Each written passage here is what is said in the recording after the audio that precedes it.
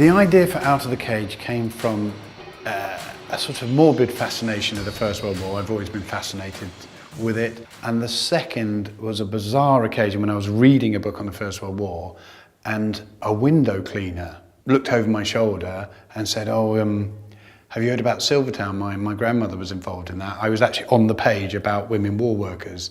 I said, "No, I've never heard of it." He said, yeah, Silvertown took out 3 blocks of the East End. They heard it in Cambridge. It took out the windows of the Houses of Parliament. I was like, what? Why have I never heard of this?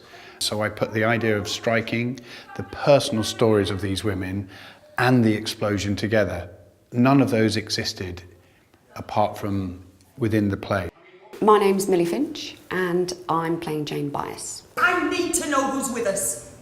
If you're not, then leave. We've got no time for shirkers. What I knew about it was very much the point of view of women loved it and it gave them the freedom. I certainly didn't know about the amount of lives that were lost and the amount of well, we talk about health and safety gone mad now, but boy, it was quite incredible that there weren't more deaths. And that's been the real learning, just of the actual conditions they were working in and the danger and the lack of respect that they got for putting themselves in that position as well. My name's Catherine Tozer and I'm playing Nancy Longdon. The women of this country are at a crossroads and we must decide whether to fight or frankly die.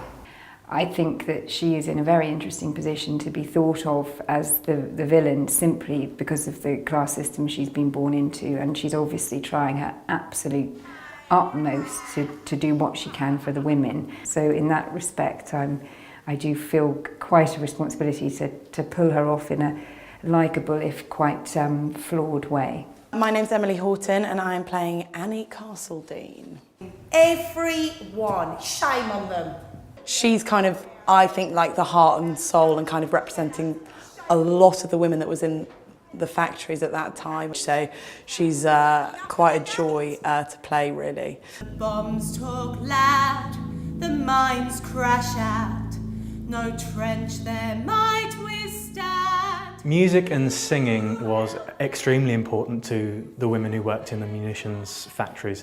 There's lots of accounts of them singing while they were working. Some factories had their own brass bands and various musical entertainment.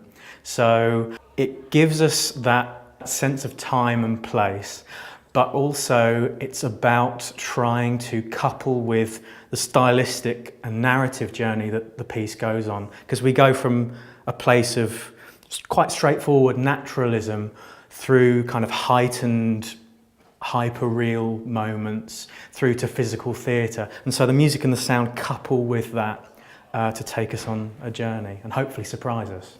John and I have worked with Stephen Burkoff a lot, and he uses minimalist props, and it's up to the actor to create everything. So we've tried to instill an idea with the actresses to try and make sure that it's them that can create these factories. I think part of it is about finding ways to paint a picture for the audience through movement.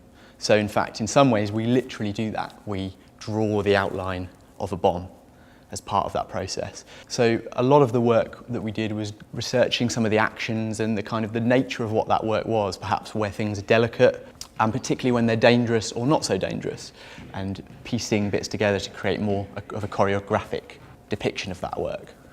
And what do you hope happens to Out of the Cage? Where do you want it to go? I want it to go to a place where it has a run and lots of people see it. And I want it to be the 2.5-hour version rather than the 90-minute festival version. It needs an interval, I think. When we get to the second part of the play, all the wheels are in motion and the play is hurtling towards its final climax. And I think maybe you need an interval in the middle of that so that you get a break from the juggernaut and the drama, and you can just think about the characters that have been introduced. So we'd like people to like the show and think, we'd like to see more. How did you find that? Stunning.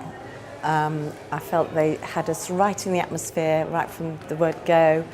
It was fantastic. Such fascinating material, apart from anything else, and I didn't really know a lot about the munitions workers, the women munitions workers, so it's just really, really interesting to find out. It's quite poetically done and very well acted, so it's just really great, actually.